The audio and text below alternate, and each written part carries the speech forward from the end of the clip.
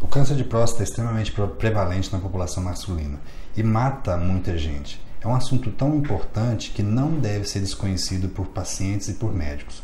Para poder esclarecer mais esse assunto, eu conversei e convidei aqui o Dr. Alex Tafuri, que tem uma experiência vasta nessa área, para explicar um pouco sobre o câncer de próstata e as implicações que tem essa doença na população geral masculina e no seu tratamento, quais são os principais tratamentos para isso.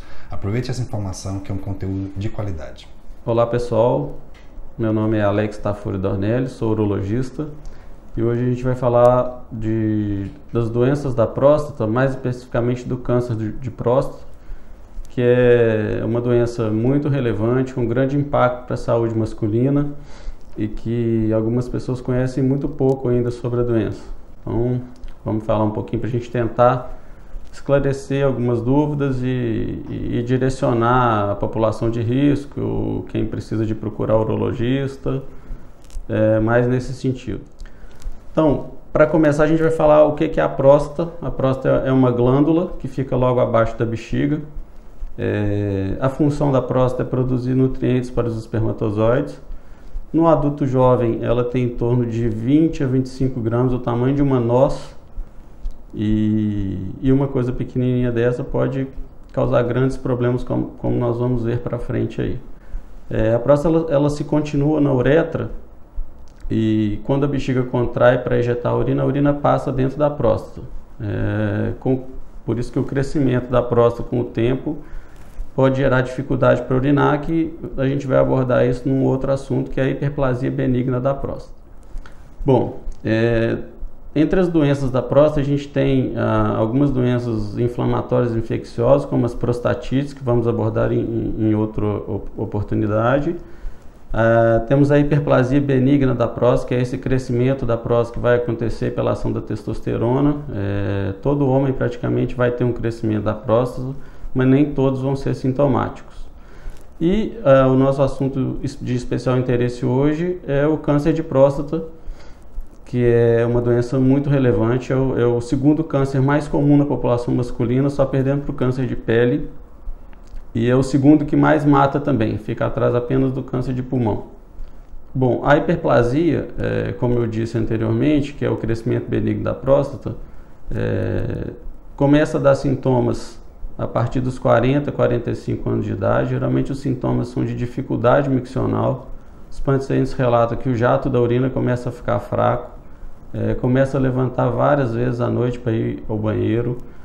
De manhã, antes de começar a urinar, tem uma hesitação, demora para o xixi sair. Então esses já são os sintomas da próstata crescida. A tendência é isso se acentuar ao longo do envelhecimento. Hoje o tratamento, depois nós vamos ver na aula mais específica, ele passa por medicação.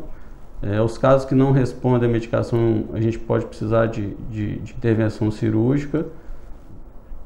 A vantagem é que, diferente do câncer de próstata, a hiperplasia dá sintoma precoce.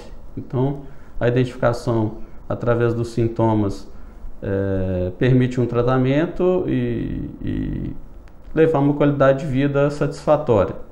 O câncer de próstata, ao contrário da hiperplasia, é uma doença que, nas fases iniciais, ele não causa qualquer sintoma. E quando ele chega a causar sintoma, a doença já está no estágio muito avançado, geralmente fora da próstata. Os locais mais frequentes de metástase são a coluna e o pulmão. E aí a gente não tem mais como fazer uma intervenção com a intenção de curar a doença. Aí seriam apenas cuidados paliativos. Então, daí a importância dessas campanhas que a gente tem tido em massa de prevenção em relação à doença, ao câncer de próstata. Até o termo correto não seria prevenção, porque não tem o que a gente fazer para prevenir a doença, e sim fazer um diagnóstico precoce, enquanto a doença está confinada à próstata, e aí sim poder tratar com a intenção da pessoa ficar curada. O câncer de próstata, como eu falei, ele acontece geralmente a partir dos 45, 50 anos de idade. Ele é mais comum na zona periférica da próstata, por isso ele não dá sintoma, porque a urina passa na zona de transição, que é a zona mais próxima da uretra.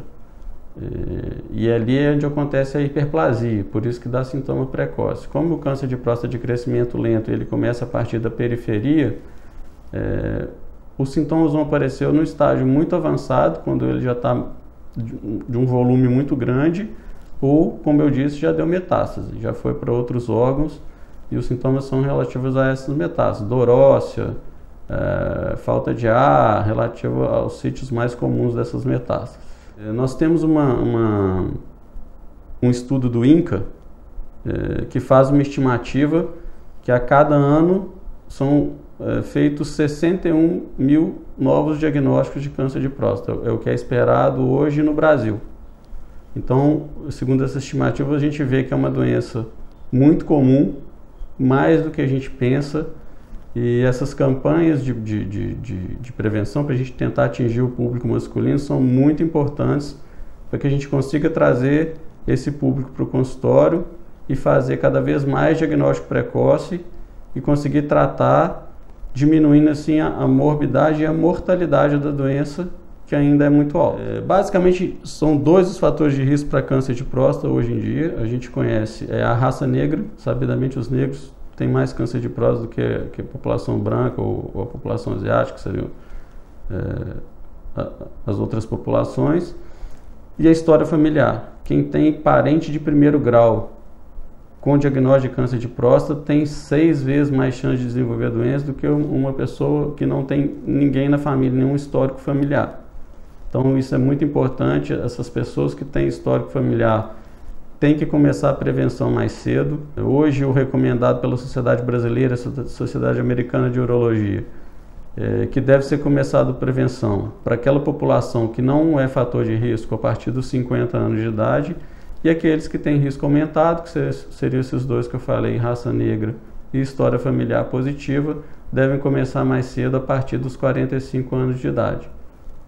Existem estudos a respeito dos hábitos de vida, tipo de alimentação, obesidade. Isso poderia levar a um aumento de câncer de próstata também, como em alguns outros tipos de câncer, como o câncer de intestino. Então, é recomendado também mudar o hábito de vida. Bebida alcoólica, cigarro, isso deve ser evitado. Deve procurar fazer atividade física, levar uma vida cada vez mais saudável. O estresse também seria outra coisa que influenciaria na patologia, no desenvolvimento dessas patologias. Então, como é feito o diagnóstico? Hoje em dia a gente tem o exame de sangue, que é o PSA, que é o exame de screening. PSA é uma enzima que é produzida exclusivamente pela próstata, mas ele não aumenta só em casos de câncer de próstata. Na doença benigna, esse PSA também pode estar aumentado. E algumas outras situações, como o paciente que foi submetido a sondagem na uretra, paciente com infecção urinária, todos esses fatores podem aumentar o PSA. Então, o motivo, o fator PSA elevado não quer dizer que você já tem um diagnóstico de câncer de próstata. Ele é muito importante, é um elemento talvez dos mais importantes para screening. E como eu disse, como ele não se altera só nos casos de câncer de próstata, daí a importância do toque retal. Cerca de 20% dos casos aí de câncer de próstata diagnosticados, confirmados por biópsia, os pacientes têm o PSA normal e o diagnóstico é feito por alguma alteração no toque. Então hoje o recomendado para todo homem que tem indicação já de iniciar a prevenção em relação à tentativa de diagnóstico precoce do câncer de próstata é fazer o PSA e o toque todo ano. Ainda não temos exames que substituam esses dois. Hoje em dia o que a gente tem de mais moderno é a ressonância magnética multiparamétrica. Ela tem uma eficácia boa para distinguir áreas suspeitas de câncer de próstata, mas ela não é diagnóstico. O diagnóstico é feito através da biópsia da próstata. Então, a partir de uma suspeita, através desses elementos que eu disse, PSA e o toque, e em alguns casos especiais a ressonância, a gente acaba indicando a biópsia, e se essa biópsia vem positiva, o tratamento vai depender de valores do estadiamento que a gente fala pré-operatório, que depende do valor do PSA, se é menor ou maior que 10, do grau de Gleason, que é a classificação do tumor de próstata. Geralmente a gente consegue fazer o diagnóstico mais precoce, um Gleason 6, e o pior dos casos seria um Gleason 10, que seria um estágio bem avançado da doença. Então, dependendo desse estadiamento pré-operatório, a gente acaba indicando o tratamento mais adequado. Que aí a gente tem a cirurgia, que seria retirada da próstata toda, a prostatectomia radical. Em alguns casos mais avançados, quando a doença já não está confinada mais à próstata, a gente acaba tendo outras opções, como bloqueio hormonal. O paciente pode até ter que chegar a fazer uma orquiectomia, que é a retirada dos testículos.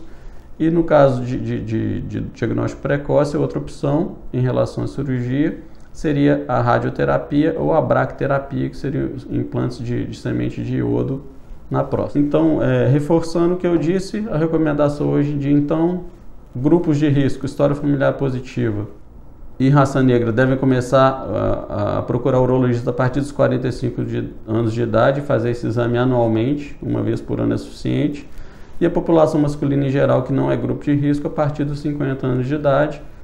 E o urologista é o profissional indicado para acompanhar o homem em relação a doenças da próstata, como foi apresentado aqui. E as dúvidas a gente acaba tirando no consultório em assuntos mais específicos. Então, como o câncer de próstata é um assunto muito relevante, eu decidi começar por ele, para a gente começar essa sequência aqui, mas vamos falar de vários assuntos relacionados às doenças urológicas. E o próximo assunto, então, que a gente vai abordar vai ser a doença benigna, a hiperplasia benigna de próstata. Espero que a gente possa produzir vários vídeos aqui que vocês possam aproveitar para tirar as dúvidas e procurar o urologista quando indicado.